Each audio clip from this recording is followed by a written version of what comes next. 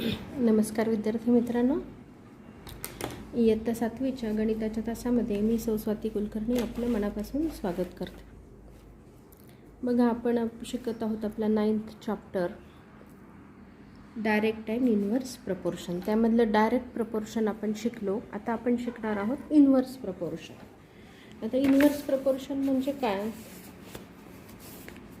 काही एक्झाम्पल आपण त्याचे घेऊयात. इन्व्हर्स प्रपोर्शन, आता इन्व्हर्स प्रपोर्शन शिकण्याआधी आपल्याला आधी डायरेक्ट प्रपोर्शनचा पण एक एक्झाम्पल आपण बघणार आहोत आणि त्यावरून आपण इन्व्हर्स प्रपोर्शन शिकणार आहोत. बघा, एक डायरेक्ट प्रपोर्शनचा पण एक एक्झाम्पल बघितलं की नंबर ऑफ पेन आणि कॉस्ट ऑफ पेन. समजा if you cost of 2 pen is equal to 30 rupees. म्हणजे तुम्ही जर 2 पेन घेतले तर त्याचे रुपये किती तुम्हाला द्यावे लागणार, 30 रुपीज. आता इथं 2च्या ऐवजी आपण इथं किती घेतले, 5 पेन्स. मग कॉस्ट ऑफ 5 पेन्स. इथं पेन इन्क्रीज झालं, पेन इन्क्रीज झाला. मग इथं कॉस्ट पण काय होणार, इन्क्रीज होणार. म्हणजे जास्त पेन घेतले तर तुम्हाला दुकानदाराला काय द्यावे लागणार, जास्त पैसे द्यावे लागणार. म्हणजे इथं इन्क्रीज झालं तर इथं पण काय येतं आहे, इन्क्रीज येत आहे. आता एकच पेन घेतला म्हणजे इथं डिक्रीज झालं, इथं डिक्रीज झालं. मग पैसे पण काय द्यावे लागतील, कमी द्यावे लागतील. म्हणजे इथं पण काय होतं आहे, डिक्रीज होतं आहे. म्हणजे डिक्रीज झालं तर दुसरी, if first quantity increase related quantity also increase, if first quantity decrease related quantity also decrease. आणि रेशो त्याचा काय येतो, कॉन्स्टंट येतो. याचा रेशो येणार 1/15. बघा, 5 1 जा 5, 5 15 जा 75, 2 1 जा 2, 2 15 जा 30. म्हणजे याचा रेशो नेहमी 1/15 येणार. इथं काय कॉन्स्टंट येतो तुमचा, रेशो. आता इन्व्हर्स प्रपोर्शन म्हणजे काय, ह्याची आपल्याला सुरुवातच करायची. याचे 2-3 एक्झाम्पल आपण बघणार आहोत आणि मग प्रॅक्टिस सेट घेणार आहोत. बघा, इन्व्हर्स प्रपोर्शन. समजा तुम्हाला घराला तुम्ही रंग द्यायला काढले. एक आपलं दररोजचं उदाहरण, आपण 1-2 उदाहरणं बघणार आहोत आपल्या दैनंदिन जीवनातले. समजा तुम्ही घराला रंग द्यायला काढला आणि तुम्ही रंग देण्यासाठी 3 माणसं कामाला लावली. 3 माणसं कामाला लावली आणि त्यामुळे तुम्हाला 3 माणसं तुमचं काम करतायत 12 दिवसामध्ये. त्यांना 12 दिवस लागतात काम कंप्लीट करायला. 3 workers complete a work in 12 days. पण तुम्हाला काम लवकर पूर्ण पाहिजे, म्हणजे 12 दिवसाच्या आतच तुम्हाला काम पूर्ण पाहिजे. म्हणून तुम्ही काय केलं की वर्कर दुप्पट केले. समजा 3 होते तर 6 केले. 6 केले म्हणजे तुम्ही काय केले, वर्कर इन्क्रीज केले. आता जास्त माणसं कामाला लावल्यावर कमी वेळात काम होईल का जास्त वेळामध्ये, कमी वेळामध्ये. म्हणजे 6 इथं दुप्पट वर्कर केले तर तुमचं काम किती दिवसात पूर्ण होणार, इथं 6 दिवसात पूर्ण होणार. याचे अर्धेच दिवस तुम्हाला लागणार. समजा तुम्ही इथं आणखीन 3 वर्कर लावले, 9 वर्कर लावले. 9 वर्कर लावले तर ते काम तुमचं 4च दिवसात कंप्लीट होणार. म्हणजे इथं बघा, इथं इन्क्रीज झालं तर इथं काय होतं आहे, डिक्रीज होतं आहे. उलटं झालं, इन्क्रीज डिक्रीज. जर इथं डिक्रीज झालं तर इथं काय होतं आहे, इन्क्रीज होते. 4पेक्षा इथं जास्त दिवस लागणार. म्हणजे इथं if first quantity increase related quantity decrease. उलटं होतं, सी सॉ सारखं. इकडे वाढलं, हे इकडे वाढलं की इकडे काय होणार, कमी होणार. तर मग हा जो प्रपोर्शन आहे त्याला काय म्हणतात, इन्व्हर्स प्रपोर्शन. आता याच्यामध्ये काय कॉन्स्टंट येतं बघा, याचा जर आपण प्रॉडक्ट, रेशो नाही आहे त्याचा कॉन्स्टंट, याचा काय कॉन्स्टंट येतो, प्रॉडक्ट. बघा, 12 × 3 किती येणार, 36. 6 × 6 36, 9 × 4 36. हे झालं inverse proportion. If first quantity increase related quantity decrease and product is constant then it is inverse proportion. अजून काय एक्झाम्पल आहेत इन्व्हर्स प्रपोर्शनचे, भरपूर एक्झाम्पल आहेत. आणखीन एक एक्झाम्पल बघू आपण. समजा तुम्ही आता, आपल्याला परीक्षा जवळ आली म्हणून तुम्हाला रिव्हिजनसाठी मी तुम्हाला 50 गणितं दिले सोडवायला, की तुम्ही ते 50 गणितं सोडून आणा. आता एक्झाम्पल किती आहेत आणि टोटल एक्झाम्पल आहेत 50. प्रत्येकाने किती सोडवायचे, 50. आता बघा, समजा एका मुलाने काय केलं, दररोज 10 गणितं सोडवली तर त्याचे ते गणितं किती दिवसात पूर्ण होतील सोडवून, 5 दिवसात. 5 दिवसामध्ये कंप्लीट होऊन जातील. दुसऱ्या एका मुलाने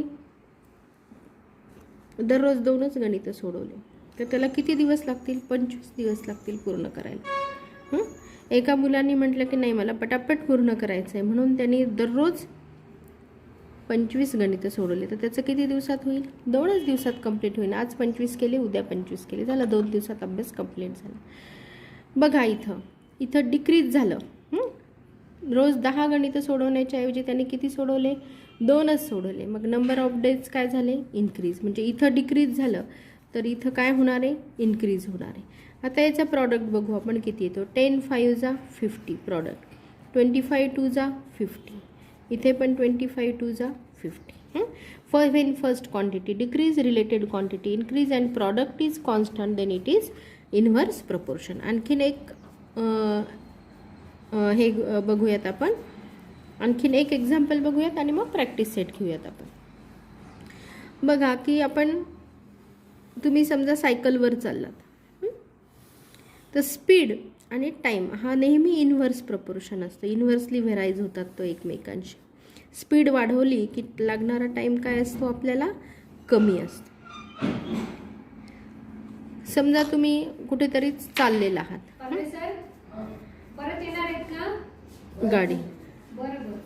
गाडीने वगैरे कुठेतरी तुम्ही चाललेला आहात आणि तुमच्या गाडीची स्पीड आहे 30 किलोमीटर पर आवर. म्हणजे एका तासामध्ये तुम्ही 30 किलोमीटर चालवतायत गाडी.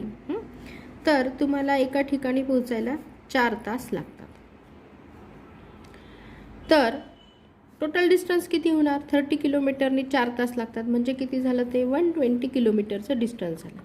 आता तेच गाडी तुम्हाला लवकर पोहोचायचं आहे म्हणून तुम्ही काय केली? स्पीड वाढवली. स्पीड वाढवली आणि ती तुम्ही 40च्या स्पीडने गेला. तर 40च्या स्पीडने किती लागणार? 3 आवर्सच लागणार. स्पीड वाढवली की टाईम काय लागणार? कमी लागणार. तुम्हाला असं वाटलं नको 20च्या स्पीडने जाऊ. 20च्या स्पीडने गेलं तर किती तास लागणार? 6 तास लागणार. म्हणजे इथं इन्क्रीज झालं की इथे काय होणार आहे? डिक्रीज होणार. आणि इथं डिक्रीज झालं तर इथं काय होणार आहे? इन्क्रीज होणार आहे. उलटं येणार. आणि प्रॉडक्ट काय येतोय बघा, प्रत्येक ठिकाणी प्रॉडक्ट काय येणार? कॉन्स्टंट येणार. बघा इथं 4 3 जा 12 120, 2 6 जा 12 120. म्हणजे प्रॉडक्ट हा काय येणार? कॉन्स्टंट येणार. अशा प्रकारचं जे प्रपोर्शन असतं त्याला काय म्हणतात? Inverse proportion. डेफिनेशन आपण लिहून घेणार आहोत. Inverse proportion if first quantity increase, related quantity decrease. म्हणजे पहिली क्वांटिटी वाढली तर रिलेटेड क्वांटिटी काय होणार आहे? कमी होणार आहे, decrease. And if first quantity decrease, related quantity increase. उलटं होणार आहे. समजा पहिली क्वांटिटी कमी झाली, बघा इथं कमी झाली तर रिलेटेड क्वांटिटी काय होणार आहे? इन्क्रीज होणार आहे. अँड प्रॉडक्ट, सगळ्यात महत्त्वाचं लक्षात ठेवा, product is constant then it is inverse proportion. खूप सोपं आहे. एक्झाम्पल खूप सोपे आहेत सोडवायला. बघा आपण आता खूप सोपं आहे. बघा इन्व्हर्स प्रपोर्शनवरचे एक्झाम्पल सोडवायला खूप सोपे आहेत आणि म्हणूनच आपण डायरेक्ट प्रॅक्टिस सेट 38 घेणार आहोत. बघा क्वेश्चन नंबर 1 आहे. 5 workers take 12 days to weed a field. How many days would 6 workers take? How many would 15 take? बघा परत एकदा क्वेश्चन वाचते. 5 workers take 12 days to weed a field. How many days would 6 workers take and how many would 15 take? म्हणजे 12 worker काय करतात?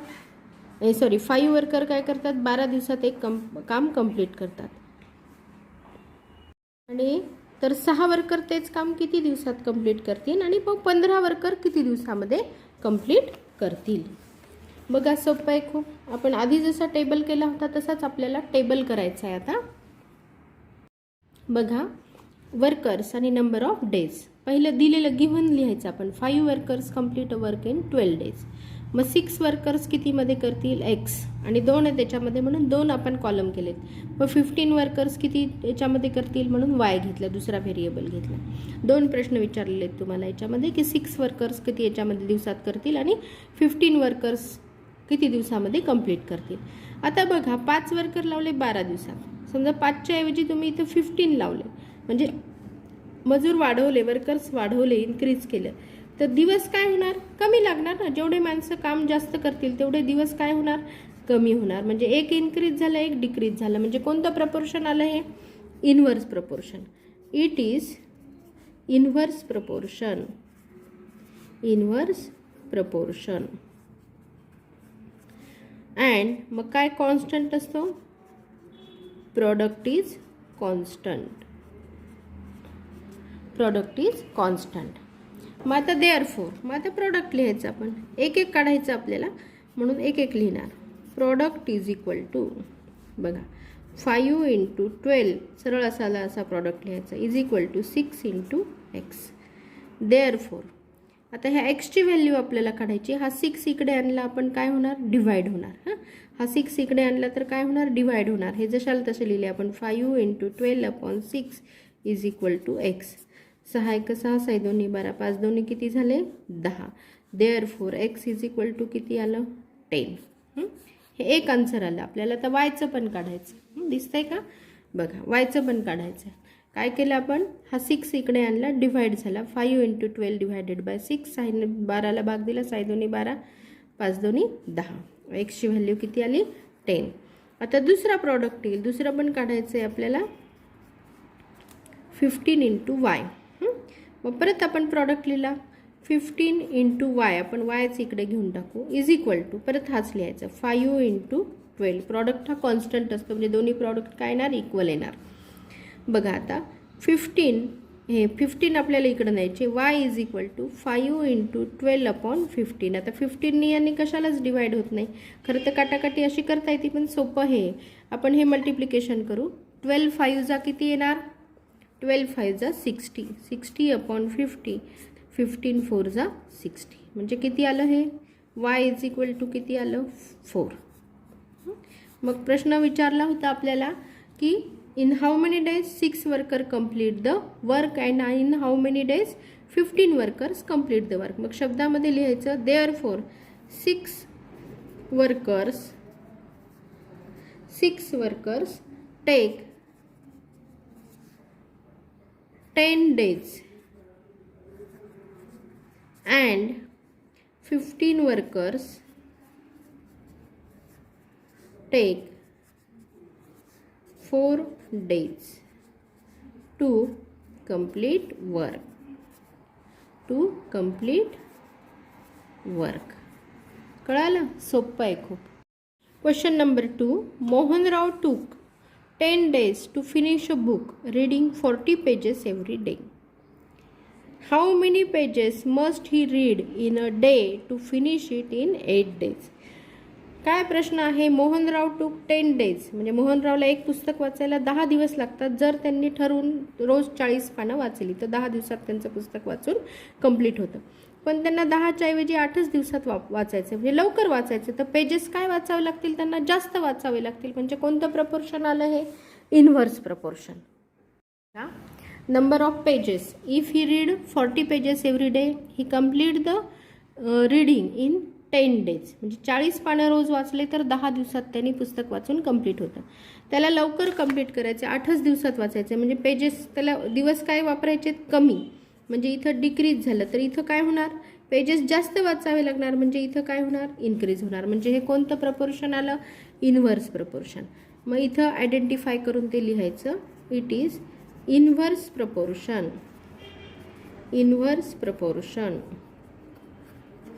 Therefore product is constant.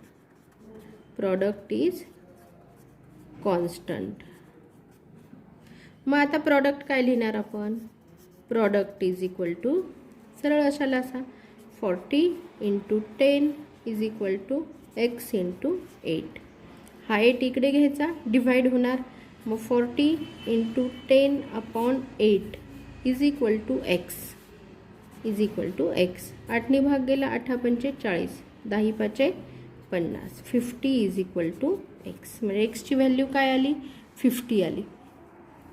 मग शब्दामध्ये उत्तर लिहायचं, आपली हे आन्सर येऊन गेलं. खरं तर एक्स लेफ्ट साईडलाच लिहायचा. Therefore x is equal to, राईटच्या ऐवजी लेफ्ट साईडला लिहायचं. Therefore Mohanrao must read,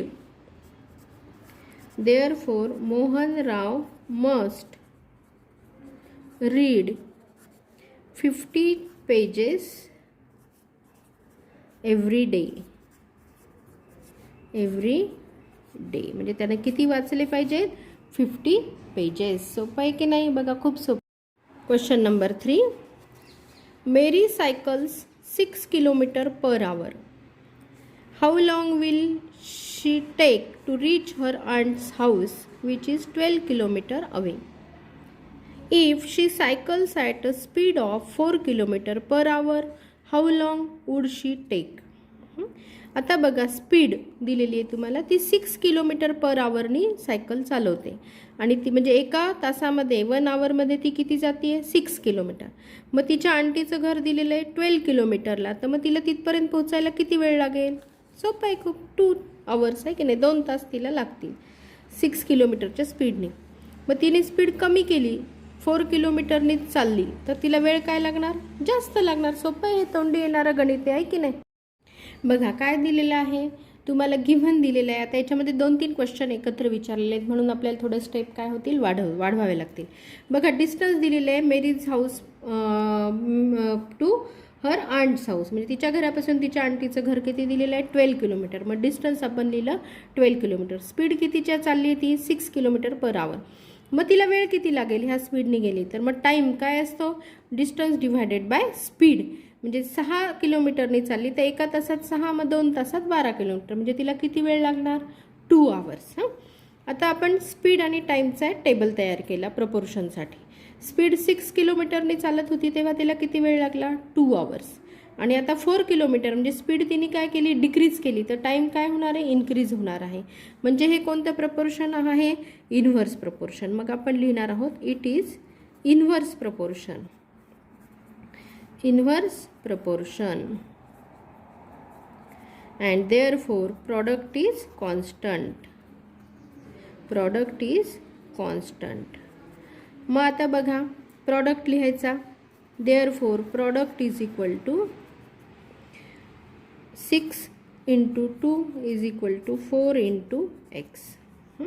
6 into 2 किती झाले 12. हा 4 इकडे याला डिव्हाइड करायचा, is equal to 4 into x. हा 4 इकडे याला डिव्हाइड झाला. मग 4 1 जा 4, 4 3 जा 12. Therefore X is equal to किती आलं 3. आता शब्दामध्ये उत्तर लिहायचं आहे आपल्याला,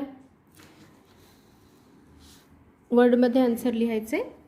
काय काय काय विचारलेलं आहे, if she cycles at the speed of 6 kilometre per our she reach in 2 hours. 2 प्रश्न विचारलेले आहेत आपल्याला. पहिल्याचा आन्सर आला आपल्या इथं 2 hours. And at the speed of 4 kilometre per our she reach in 3 hours. किती वेळात पोहोचली ती 3 तासांमध्ये. In 3 hours. कळालं. 4th एक्झाम्पल आहे, the stock of grain in a government warehouse last 30 days for 4,000 people. How many days will it last for 6,000 people. म्हणजे याचा अर्थ काय आहे, stock of grain in government warehouse म्हणजे काय, तर सरकारी गोदामामध्ये जे काही धान्य आहे ते 4,000 लोकांसाठी किती दिवस पुरतं 30 दिवस पुरतं. जर तिथं जास्त लोक असतील म्हणजे 6,000 लोक असतील तर त्यांना किती दिवस पुरेल 30 दिवस पुरेल का जास्त का कमी. माणसं वाढले की आपल्याला धान्य काय पडणार कमी पडणार, म्हणजे कमी दिवस आपल्याला पुरणार. म्हणजे कोणतं प्रपोर्शन झालं इन्व्हर्स प्रपोर्शन. बघा नंबर ऑफ पीपल पहिले दिलेले आहेत 4,000, मग त्यांना किती दिवस पुरत आहेत 30 days. Number of days 30. People वाढले इन्क्रीज झाले 6,000 झाले, मग त्यांना 30 दिवस पुरेल का ते धान्य नाही पुरणार, त्यांना कमी दिवस पुरेल. म्हणजे इथं काय होणार डिक्रीज होणार. मग therefore it is inverse proportion and product is constant. मग therefore product is equal to 4,000 into 30 is equal to 6,000 into x. एक्सची व्हॅल्यू काढायची, हे 6,000 काय करायचे इकडे आणायचे डिवाइड होणार. मग 4,000 into 30 divided by 6,000 is equal to X. हे 3 शून्य कटले, हे 3 शून्य, 6 पंचे 30, 4 पंचे 20. Therefore X is equal to किती आलं 20. मग शब्दामध्ये लिहिणार आपण, देअरफॉर